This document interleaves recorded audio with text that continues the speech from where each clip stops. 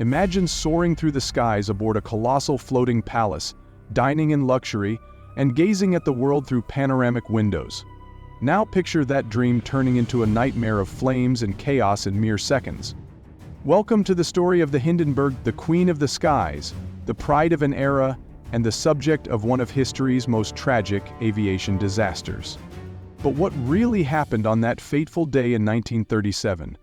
Was it sabotage, static electricity, or an act of nature?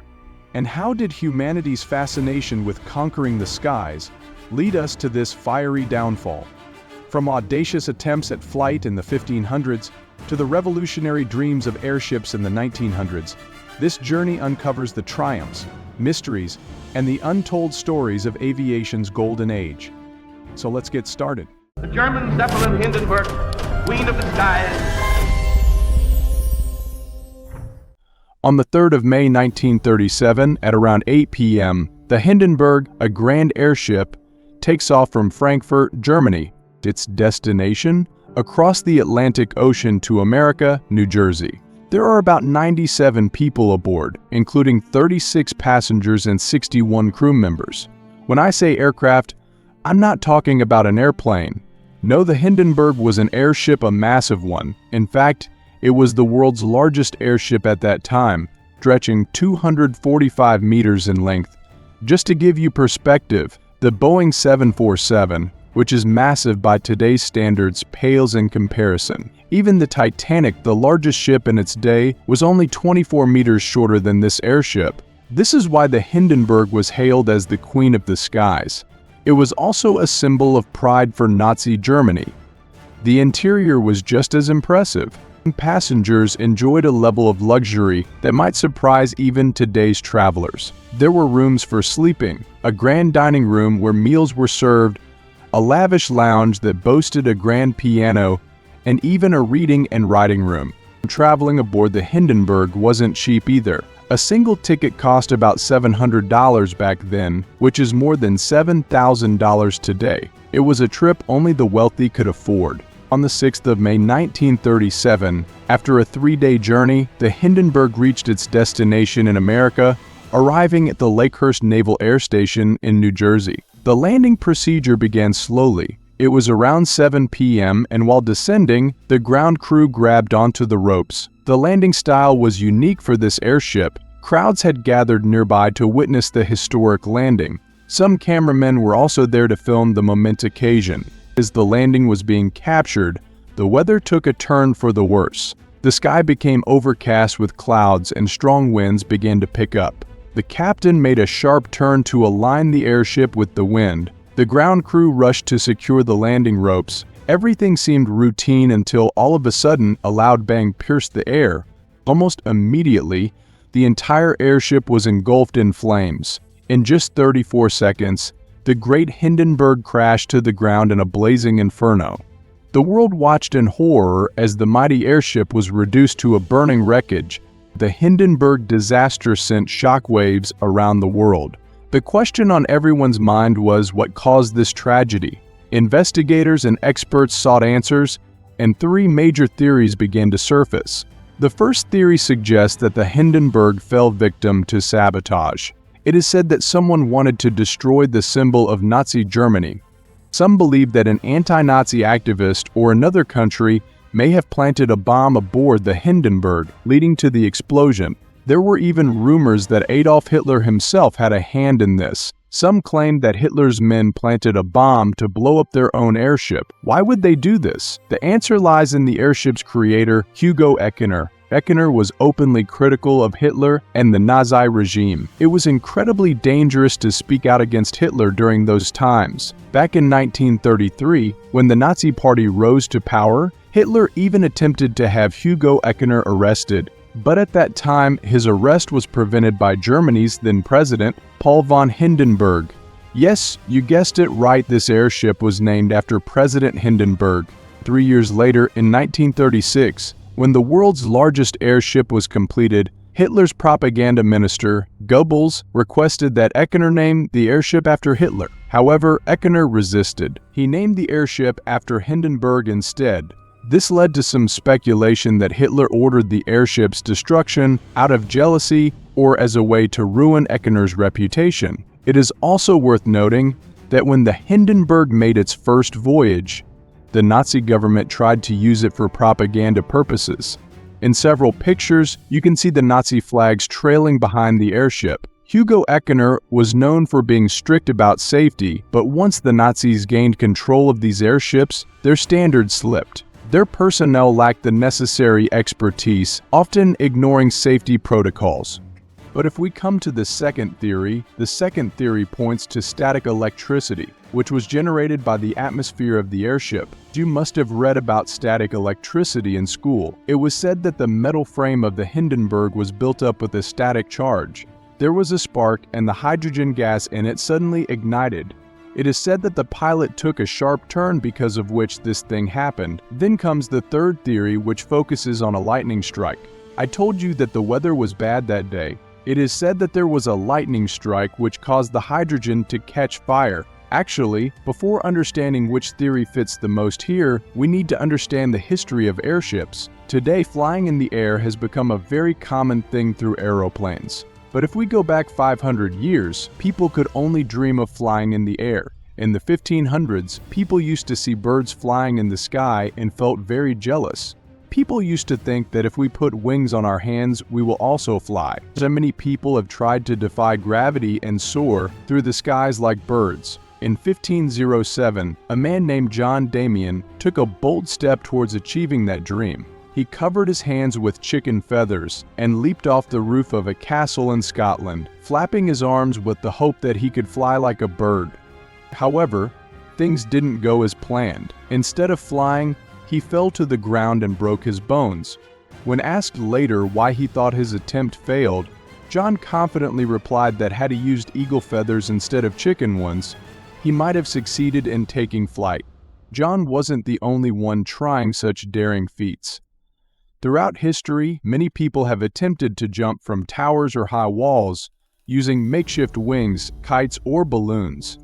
All of them were trying to find a way to conquer the skies. Eventually, people came to understand that flying could only be achieved in one of two ways. First, by making ourselves lighter than air like with a balloon. Or second, by generating enough power to lift us into the sky. The airplanes and helicopters you see today use this second method. They don't need to be lighter than air, they just generate immense power to lift off. But the story of airships revolves around the first method, flying by making something lighter than air. In the 1770s, two brothers from France, Joseph Michel and Jacques Etienne Montgolfier, made a groundbreaking discovery. These brothers were creative and always curious. One day while at home, Joseph noticed that someone had hung clothes to dry over a fire. The heat from the fire caused the clothes to rise slightly into the air. This sparked an idea in his mind. What if they could use heat to make something fly? Excited by this thought, they started experimenting. First, they built a small box made of thin wood and covered it with a lightweight fabric. Inside the box, they set fire to a crumpled piece of paper. To their amazement, the box began to lift off the ground. Encouraged by this success, they decided to scale up their invention. On December 14, 1782, they conducted their first major test flight with a larger version of the box. They used wool and hay to generate heat, and the lifting force was so strong that they lost control of the box, which flew 2 kilometers away. A year later, in 1783, they performed a public demonstration in front of King Louis XVI of France at the Palace of Versailles. This time, they placed a duck and a hen inside the flying device to show that animals could safely travel in it. The king was impressed and gave his permission to try the same with human passengers. This marked the birth of the hot air balloon, and Jacques Montgolfier became the first human to fly in one.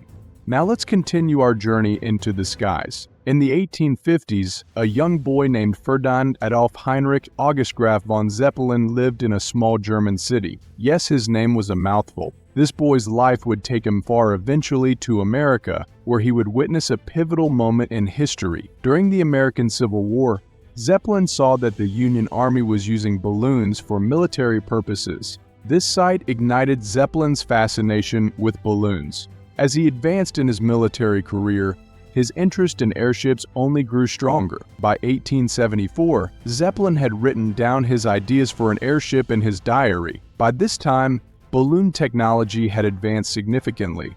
Some balloons were equipped with steam engines or electric-powered motors to steer them in different directions. In 1891, at the age of 52, Zeppelin retired from the Army to focus fully on airship development. His concept was to improve on the simple balloon design by using multiple gas bags and making the structure more rigid. This would allow the airship to be larger and more durable. Zeppelin teamed up with a group of engineers to refine his ideas. They built an aluminum framework for the airship. In 1898, after securing some investment, they developed their first prototype, which they named the LZ-1. This is why, to this day, we refer to airships as Zeppelins, because Ferdinand Zeppelin is the man who invented them. However, the story wasn't without challenges. The early Zeppelins were powered by hydrogen gas, which is highly flammable. In contrast, the Americans used helium, inert gas that doesn't catch fire, but both gases are lighter than air, allowing the airship to float. On July 2, 1900, the LZ-1 completed its first successful flight, staying airborne for 20 minutes. However, it suffered some damage during landing. Zeppelin and his team worked tirelessly to repair it, but funding was tight. After mortgaging some assets, they gathered enough money to build the LZ-2 in 1905. Unfortunately, LZ-2 faced setbacks before it could even take flight. A critical control component broke, delaying the project. It took another year to repair it, but in 1906, disaster struck again. Strong winds caused them to lose control of the airship, and it failed to pass the military's durability tests. Despite these failures, Zeppelin and his team persevered. From the remains of the LZ-2, they built the LZ-3, which they hoped would meet the military's 24-hour flight endurance test, but it too fell short. Determined to succeed, they built the LZ-4. Tragically, during a storm, the LZ-4 was destroyed, crushing their hopes yet again.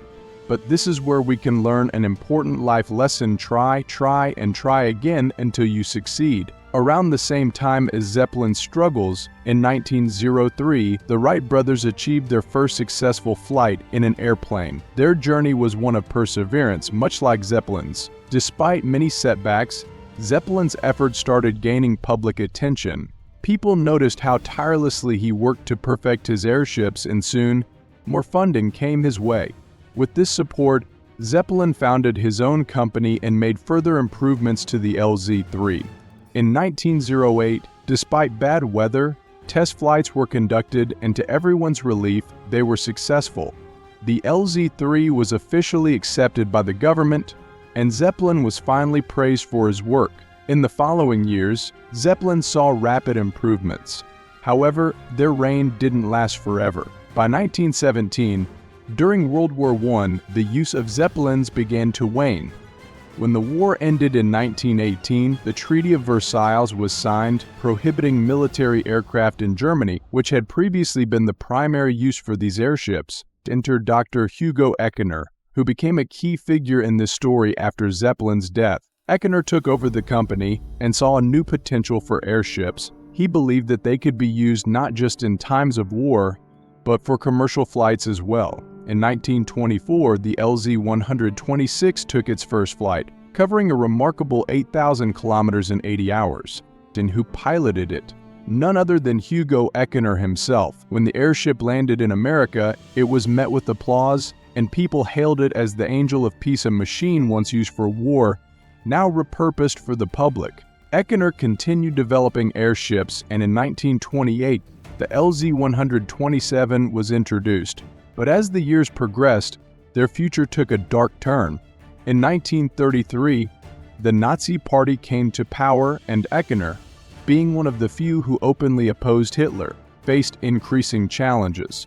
Fast forward to the infamous Hindenburg disaster. After decades of investigation, it was concluded that neither Hitler nor the Nazi Party was responsible for the tragedy. The most widely accepted theory is that a hydrogen leak, combined with static electricity, caused the deadly explosion. Unfortunately, this disaster tarnished the reputation of airships. Despite their earlier success, People now saw them as dangerous and unpredictable. At the time, there was an alternative helium gas, which was much safer than hydrogen. But there was a catch: the world's major supply of helium was controlled by the United States, and they had imposed a ban on exporting it. By the 1940s, airships were quickly falling out of favor. On one hand, the public was scared of them after the Hindenburg tragedy. On the other hand, airplanes were advancing rapidly. Planes were faster, more reliable, and cheaper to operate. While airships could only manage speeds of around 100 kilometers per hour, airplanes were soaring at speeds of 700, 800, and even 1,000 kilometers per hour. The slow speed, coupled with the difficulty in acquiring helium and their vulnerability to bad weather, led to the decline of airships. It's unfortunate because flying in an airship was a unique experience. Traveling at low altitudes, slowly gliding through the air, with large windows offering breathtaking views, it must have been an incredible sight. But here's the exciting part: airships may not be a thing of the past forever. In 2017, a UK called Hybrid Air Vehicles conducted a test flight of the Airlander 10, the largest airship in the world. Unlike the past, helium is now more accessible, making airships safer. With growing concerns about climate change and carbon emissions, airships are becoming an appealing option once again. They release 10 times less carbon compared to airplanes and have much lower fuel costs. Plus, they operate almost silently, providing a peaceful flying experience. The company predicts that by 2030, we may see commercial flights in airships once again. What will it be like? Only time will tell. If you enjoyed this story, you can also check out our playlist on major events in history. Subscribe to our channel. Thanks for tuning in.